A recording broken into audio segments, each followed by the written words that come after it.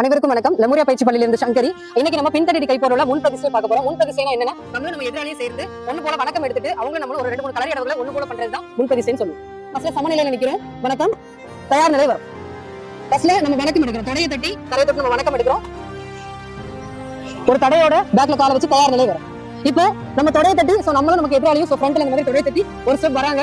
இப்போ அப்படியே நம்ம எதிரியோட செவிக்கு ஓங்கி அடிக்கிறோம். அடிச்சு அந்த மாதிரி பிடிச்சு அப்படியே 2 பேரும் ஒண்ணு போல அமர்த்து பண்றோம். சோ கையை உதறணும், உச்சி வெட்டு பல்லை வெட்டு பண்றோம். சோ அப்படியே மூக்கு பிரிக்கிறோம்.